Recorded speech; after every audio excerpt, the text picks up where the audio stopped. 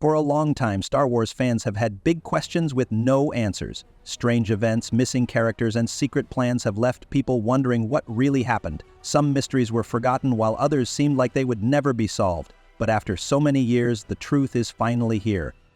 Lost secrets have been uncovered, hidden clues have been found, and the answers are more surprising than anyone expected. Some change the way the story is seen, and others reveal things no one ever noticed before. From missing characters to secret connections, these Star Wars mysteries are finally solved.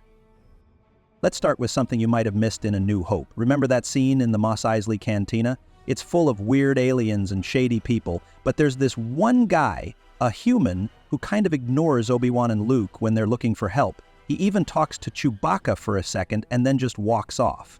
That guy's name was Bushek. For years, no one knew who played him. It wasn't written in the credits and people just kept guessing. Almost 40 years passed before someone finally solved the mystery. In 2016, a journalist named Billy Jensen found out that Bushek was played by a man named Francis Alfred Basil Tumlin. His family came forward and confirmed it. Isn't that wild? All this time, that random guy chatting in the cantina was someone real, and now he finally got the credit he deserved. Now let's talk about something way bigger, the Clone Wars. When Obi-Wan first mentioned it, every kid watching probably imagined the coolest battles ever. Jedi fighting with lightsabers, giant armies, crazy space battles, the works. But in the original movies, they never really showed us anything. We just kept wondering, what were these Clone Wars? Who fought in them? Were the clones good or bad? It took 25 years, but finally, in Attack of the Clones, we got to see it all. And man, it was worth the wait. We saw Jedi leading clone troopers into battle, fighting side by side. It was massive and exactly what fans had dreamed of all those years.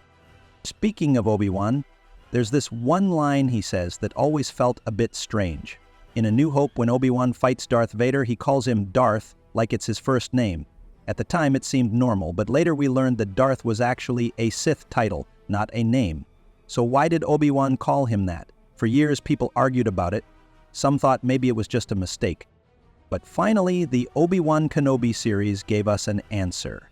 In that show, after their emotional duel, Obi-Wan calls Anakin Darth again. It hits different because you realize Obi-Wan is finally accepting that his old friend Anakin is truly gone. Only Darth Vader is left. That little word Darth was Obi-Wan's way of saying goodbye.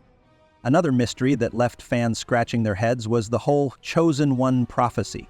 Suddenly in the prequels, we hear that Anakin is the Chosen One who will bring balance to the Force. But where did that even come from? Nobody really explained it in the movies. It wasn't until the novel Master and Apprentice came out in 2019 that we finally got some answers. The book explains that the prophecy was written down long ago by a Jedi mystic. It said, "A chosen one shall come, born of no father, and through him ultimate balance in the Force shall be restored." Once Qui-Gon Jinn heard that and met Anakin's mom, who said there was no father, it all made sense. No wonder Qui-Gon believed Anakin was special.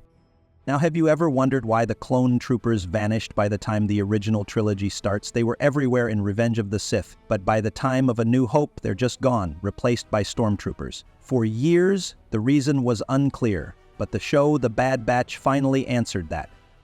Turns out, the Empire decided clones were too expensive and too independent. After destroying Kamino, where the clones were made, the Empire created a new law to recruit regular people instead. Slowly, the clones were pushed out and human stormtroopers took over. It was cheaper, and the Empire could control them better. Alright, now let's talk about Jar Jar Binks. Yeah, I know, people have mixed feelings about him.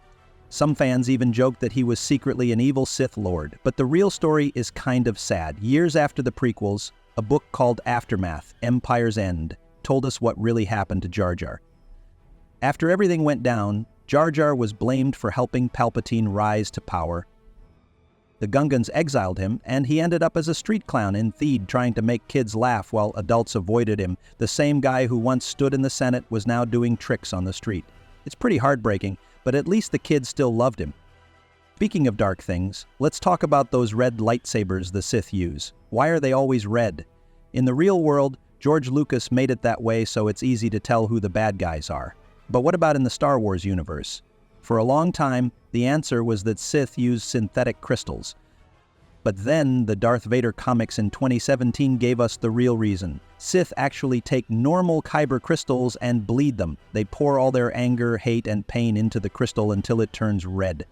That's why Sith lightsabers aren't just a color, they're full of rage and darkness. The new Acolyte show even showed this on screen. Pretty cool, right?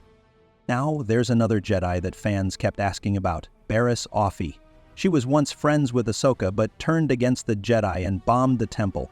The last we saw of her, she was locked up. After that, nothing. People kept wondering what happened to her after Order 66. Well, finally, Tales of the Empire gave us the answer. Barriss was freed from prison after the Jedi Purge. She was offered a place as an Inquisitor working for the Empire, but after a while she got tired of the dark side and walked away. She became a healer, trying to fix what she once broke. Whether she survived the final fight is still a bit of a mystery, but at least we know she didn't disappear completely. Now remember Qi'ra from Solo, a Star Wars story? She had that big twist at the end where she talks to Darth Maul. Fans were dying to know what happened next, but the movie flopped and we never got a sequel. Thankfully, her story didn't just end there. A few years later, the comics picked up where the movie left off. Qi'ra trained under Maul and became the leader of Crimson Dawn. She got so powerful that she even tried to fight both the Emperor and Darth Vader. She even got her hands on Han Solo when he was frozen in carbonite and tried to auction him off. Of course, she didn't win, but it was wild to see how far she went. By the time the Empire fell, Qi'ra was still out there, alive and hiding. Not bad for someone we thought was just Han's old flame. Lastly, we have Asajj Ventress. Man, she was such a cool character in the Clone Wars. She started as Count Dooku's apprentice, fought Obi-Wan and Anakin, and then became a bounty hunter. Her last big story was in the Dark Disciple novel, where she fell in love with Quinlan Vos.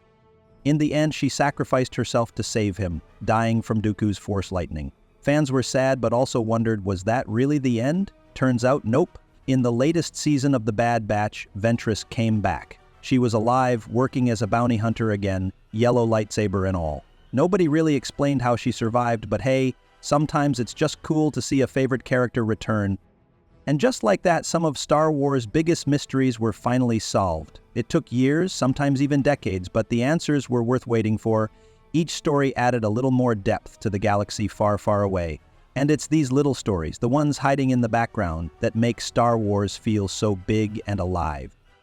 After years of guessing and wondering, these Star Wars mysteries finally have answers. But there are always more secrets waiting to be uncovered. The galaxy is full of hidden details, and who knows what new discoveries will come next.